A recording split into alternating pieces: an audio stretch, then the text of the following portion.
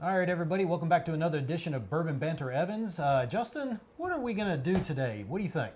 It looks like we're just going to talk about the control. I mean, It's not good. something bad to talk about. It looks No. like we need to find another one because it looks like we're running low. Yeah, we Well, do. We definitely need to do that.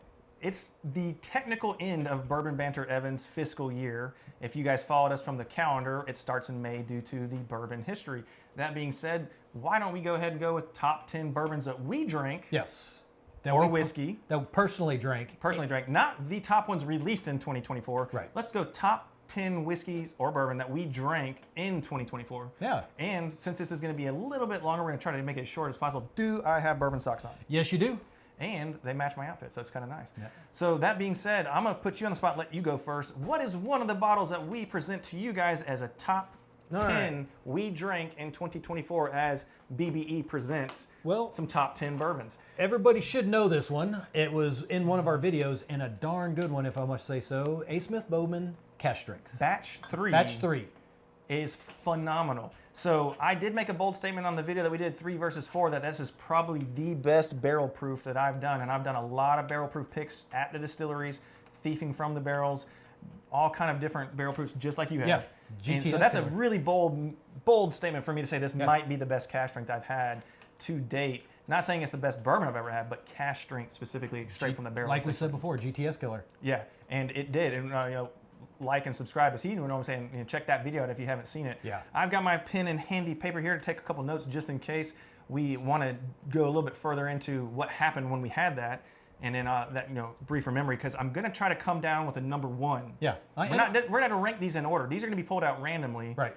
For our top 10. But what we'll have to say is afterwards, we'll give our top 1 out of what we have up here, our top for 2024 that we drank. Yeah. So that being said, I've got an idea where I think I want that one to be, so I'm just going to put a note. Okay. All right, so you pulled out A. Smith. I'm going to go one of the top ones that we had, by all means, in 2024. I'm going to go with the Old Fitz VVS 13. Yes. This is a phenomenal 100 proof bonded wheated release from Old Fitzgerald that we were able to do at the Bourbon Festival and try it later on. I'll tell you what, it's you can't go wrong with Old Fitz anyway, but this one was phenomenal. I mean, it was great. And also, I think he's already said it for me. Hit that like button down below, give us a thumbs up, and hit subscribe. This is a great whiskey. Now, you might be wondering why this one's not open, because this is the 3rd bottle of 2 of 3, and we have some of these bottles were presented and given us to us by friends and stuff like that to present for the video. That's why some of them are sealed. We have had them. We've had 2 of these open already, so this one is just here for the show. And obviously, this is the same one we've been using. And what we are drinking on is a really nice Old Forester store pick. Very good. Yeah, very good. This is a good store pick. So I think I have an idea where this is going to go. I don't think it's going to go as high versus when we pull out the other ones as I think. But I'm just guessing as I write down. So. Yeah, I can see that. That's kind of where I was thinking too, to be honest with you. Yeah. All right, so my turn? Yeah, your turn. Let's see what you got. Let's see. Again, top 10 bourbons that we drank out of all the locations that we've traveled to in 2024. I think we just did a one sip showdown on this one. We did, so stay tuned for that, one sip showdown. And now we bring in a rye. So the Sazerac 18-year rye. I'll tell you what. I mean, if you haven't had it, go get you a pour of this. If you can't afford it or whatnot, go find you a place where they have it on tap, or not on tap, but out behind the bar, and get you a sip of it, because it's great. It's worth it. Make sure you find a price that makes sense to you. We all realize that some of these are very inflated. We understand what's going on there in the world of bourbon and whiskey and things like that. But this right here particularly is one of the more drinkable ryes for bourbon fans than a rye whiskey for people that don't like ryes. I like what you have said before. It's more like a rye bourbon than it is a rye like a whiskey. high rye bourbon than it is an actual rye whiskey. So easy, so flavorful. It's not what I consider the clown car of rye whiskeys. No, not at all. It's just very neutral, but very easy to drink. And in this particular bottle, which stay tuned for that one sip showdown and what it went against, it did have a hint in the very beginning of a little bit of licorice. Yeah, but then that goes away. It did. And it was amazing, the smell. You could kind of smell it on there a little bit too, I thought. So I have a feeling where this is going to go, just because it's a rye, and I do enjoy a good rye, but it is going against some monsters here shortly coming up. So I think that's going to land somewhere around here. Yeah. I'm telling you what, though, last year was the first year I've ever had that, and it was amazing. Yes, for sure. So, shall we move on? Yeah, I think so. Well, if we follow the Sazerac 18, what am I going to randomly pull out? Bourbon Festival again. So let's go with another short bottle. Oh, yeah. This release of Heaven Hill 13 year, we did an actual, we signed up for the event at the Bourbon Festival and got to try some, to the point where we had a friend that was going around and stealing all of the ones that were left over and pouring them to his own glass and making a suicide of essentially leftover people's spit and bourbon. So as much as that is comical as it is, it could be gross, but he said it was just so good it had to be on there. I don't blame him though. It's William Heaven Hill. This 13-year William Heaven Hill it was a really solid pour for 2024. Is it the best William Heaven Hill I've ever had?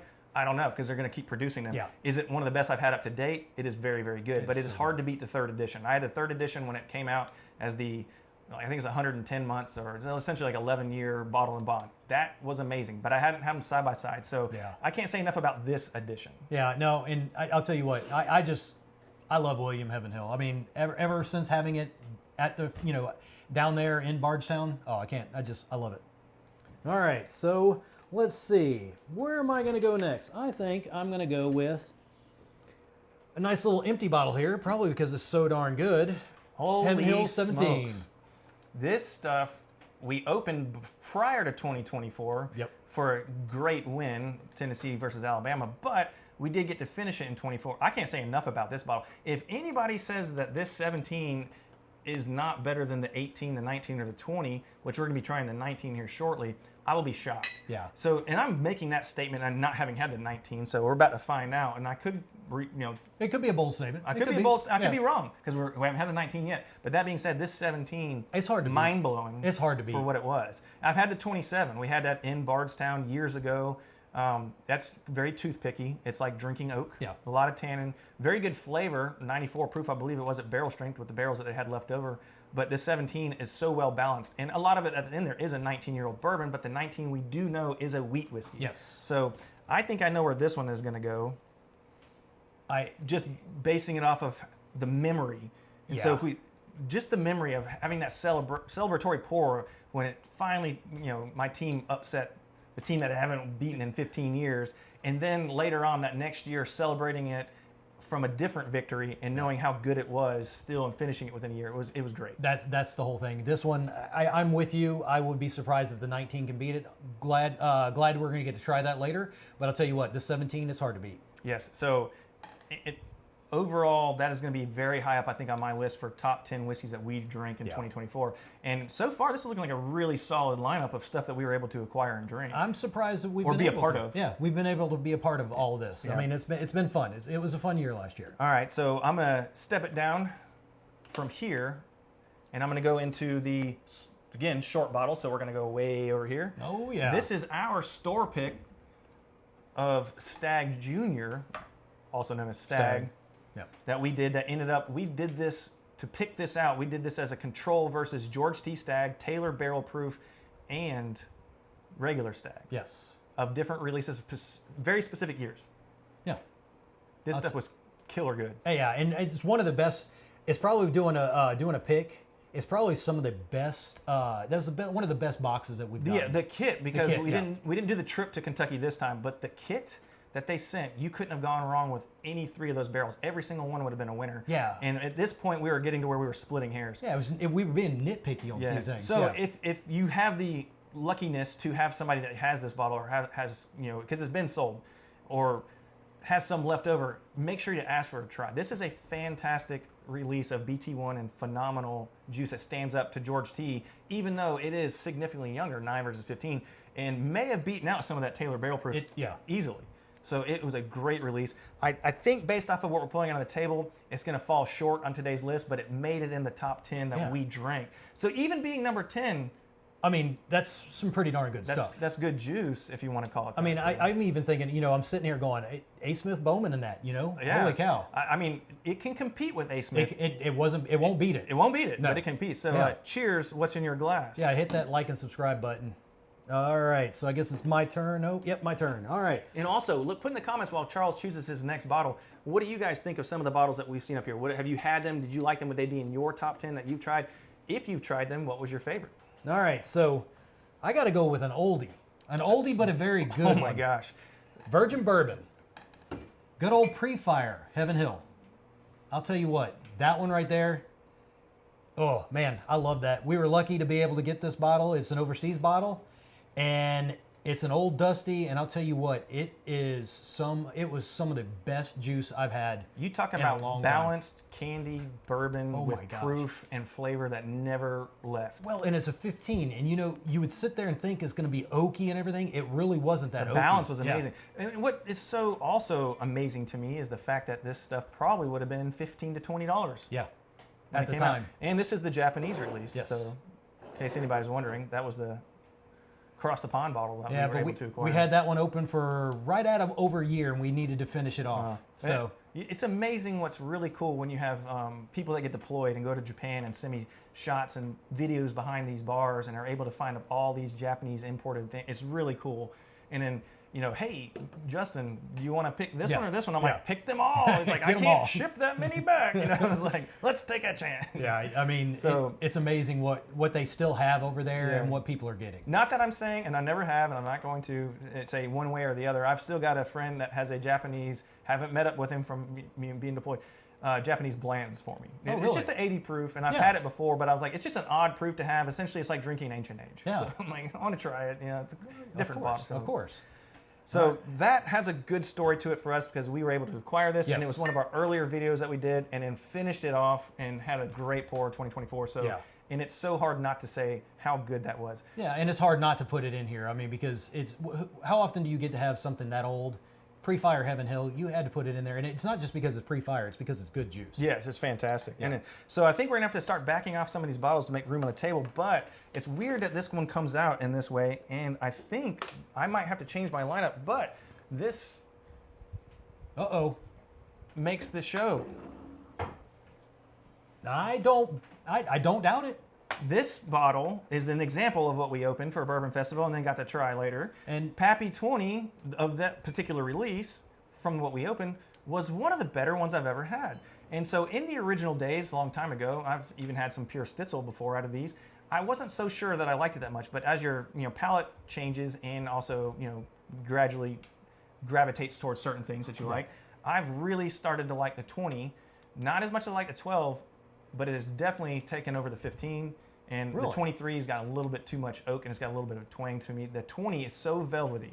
It's so easy to drink. It's just a shame it's so hard to find and so hard to come by.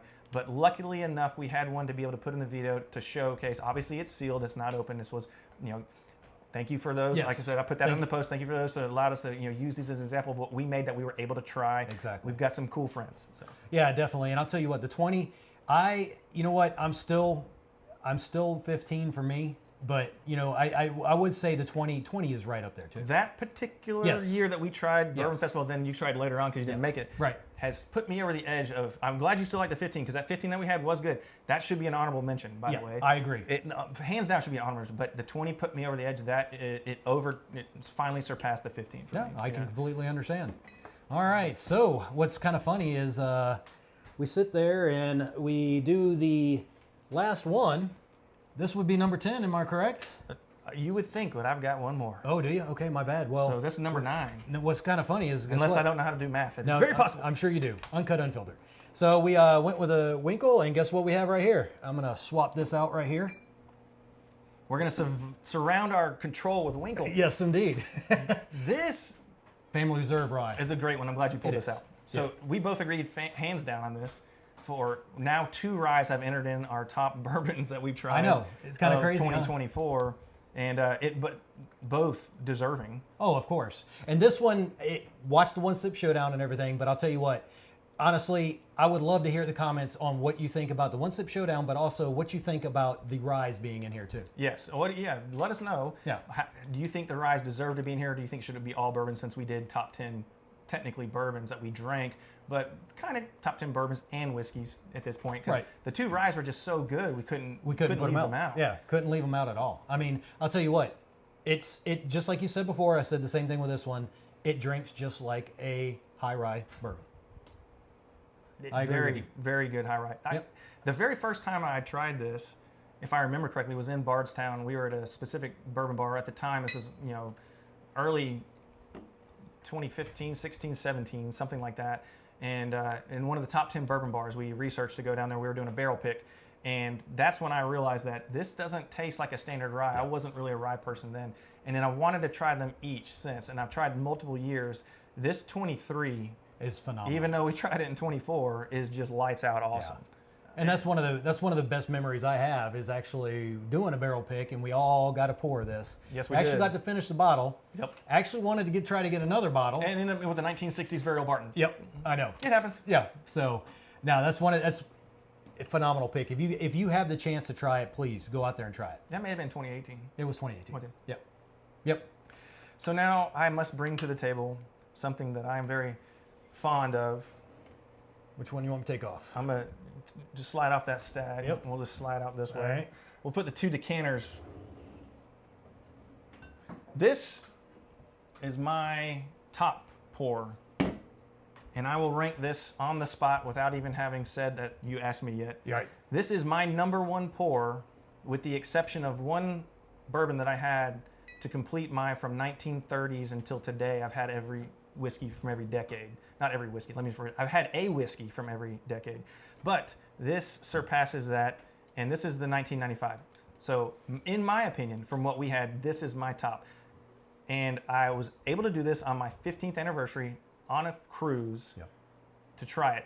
This one will remain sealed until whenever retirement occurs. And whenever that person's retirement occurs, it has been promised that I would get some. So that being said, this goes to my #1. I was very fortunate to get it on the cruise ship. Yep. Funny enough, on that Disney cruise ship that had that bottle, I could have got my hair cut while drinking it because it was at the barbershop. That's hilarious. Yeah. No, I cannot wait to eventually get to try this because from everything you've told me, it sounds phenomenal. Yeah. And for anybody that's questioning the person that has brought this bottle, it's number 202 of 1500. Obviously, there's more of these that exist out there, but I didn't look at the back panel of the one I got to try. And now I regret doing that. Yeah, well. Because I should have, but I was so excited that they had it, Yeah. and I could have got my hair cut at the same time. So, Well, we kind of nerd out usually, but being able to try it, I would be totally flabbergasted, to be honest with you. oh yeah, it's super stoked. I mean, Yeah. crystal decanter, the setup's amazing. It, the round, That's awesome. Missile tube, if you want to call it that, it rotates in, is great. But other than that, the actual liquid, uncut, unfiltered, is great. There was so much depth, but it wasn't over oaked with the tannin because of the age of it, which is around 25. It was just so balanced in flavor that you didn't get one note that was so overwhelming that it made you not want the other part, and it left you wanting more. And that's why I thought out of all the stuff that we've had, it was fantastic, and got lucky and been super thankful to be involved in a lot of the stuff. This right here was probably the pinnacle for me as far as trying of 2024 on that cruise ship. Yeah. And I'll tell you what, just looking at it right here, I mean, if you look at the color compared to the 20, very comparable. Extremely similar. Yeah. Similar proof too. Now, Charles, I hate to do this to you. Yep. Bring the Heaven Hill 17 back up. Heaven Hill 17. All right. I'll take the virgin bourbon down. Okay. So this obviously is completely empty because we killed that bad boy. But here is a gift that I was given for a birthday. So therefore, I have to do this in front of you, and I apologize. That's fine. That's fine. This is what I'm drinking on next. But in all good spirit, I get a sip. you get a sip. There we go. I appreciate it. All right, so I've said it. Yep. #1 for me, OFC 1995. All right. Well, I will say for me, #1 for me is I'm trying to look for the bottle, the Virgin Bourbon. Oh, right here, virgin Okay. bourbon. Bring it back. Oh, we're gonna drop down one. Yep. That for me is what. Almost broke that bottle. Nah, you're all right. Yeah. For me, it's Virgin Bourbon. That is, I like to pick on that because it is such a good pour. I mean, it's for me. It's something that we were able to get Heaven Hill pre-fire, and not just because it's pre-fire. It was amazing. I wasn't expecting much when we first got it. I was kind of like, okay, but it's so phenomenal. to this day, can you agree that when we go to bourbon bars, specifically the ones in Kentucky that we go to, that we look for the libraries that have old dusties like this? Oh yeah. So honorable mention that I would say tied this one, which is not fair because I don't have the bottle, is a Dowling 10 from 1936, I believe. Yeah. And so that was the bottle I reached into the 1930s for during Bourbon Festival. The only reason I say it matches it because it was freaking expensive. Right. And to complete my 1920s until today, is going to be even more expensive. But that pour was so good. The only thing I could think of to compare it is something similar around this because of the depth that it had, even though the proof was low around it and the age statement was half. It's just amazing what they were doing back in the 1930s. Yeah, and it's amazing. I mean, just what they had. They were just producing some good stuff. Well, a lot of it was leftover old stock that made it through Prohibition, which made it even more cool. So and when I do a Prohibition pour, it's like there's no telling how old it actually was. So that makes it super cool. Yeah. All right, so let's do some honorable mentions. These are the top 10 that we drank. Not all of them can fit on the table, so we did interchange some of them. If you have any questions, comments, or concerns, please reach out to the comments section and let us know. And that's what we want to do. I would love for you guys to put in the comments if you agree with us. Did we miss something that you think should have been there? And what place should it have taken? Or what did you try in 2024 that tops all of this? Yeah, that's a good one. I like that. First honorable mention. First honorable mention, one that you cannot sleep on, Old Forester, 1924. You cannot sleep on that. It is so, I mean, for a 10-year-old, the complexity on this bourbon is so crazy. And it was one, you know, I think we sat there and we're like, all right, do we put it in? Do we not? But then we had so many other ones. It's like, okay, well, it's got to be an honorable mention. And I agree with this 100%. It's not classified as a big bottle by any stretch, but it's just a really good bourbon. And the first one that we did a video of that versus birthday bourbon, 2023. Obviously, we drank them in 2024.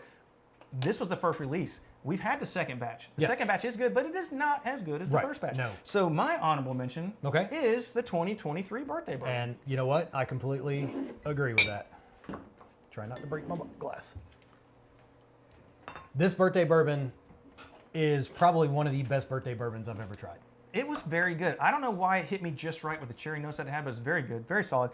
And what's funny is we have a friend that's got another 2023. Tried them side by side. This one blows it out of the water. Yeah. It's not even close. It's so bizarre. No, obviously we don't know how big the batch is or anything. It's not the best birthday bourbon I've had. 2021 is the best, but I didn't drink it in 2024, so therefore it did not make the list. And see, I never had the 2021. Yeah, that's the best I've ever had. And that is a bold statement based off of the 2016, I think it was, 2016, which is the orange one, because I thought I was going to lose my mind over that one. Yeah. So not having had them side by side because of the gap in time, then that's the honorable mention that I think those two Old Forester products are just fantastic to make this definitely a well-rounded honorable mention with the top 10 that we've had in 2024. Yeah, and I think we definitely need to get some Old Forester in there, especially these, Yes. But I'll tell you what, I think we had some pretty good bourbons. I'm waiting to see what we're going to have in 2025. 2024 seemed to be a good year. I know. I'm curious to see. We plan on doing these videos once a May. Yeah. Yeah. So every May, our fiscal, we'll do the best of that year of what we've had, as long as we can remember it, because sometimes Bourbon Festival gets a little fuzzy. It does every once in a while. But hey, this has been a fun one. I'll tell you what, I can't wait to see what the lineup's going to be next May when we do this. Who knows? Maybe our control makes it into it. Oh, control's always in it. That's true. It's always center, right here in the center. So, all right, Justin, what do you think? Hey, I think that's a good video. I say like and subscribe like you always say. Thanks for joining in. Cheers, what's in your glass? I'm doing Heaven Hill 17 to celebrate that birthday. And what are you guys' top 25?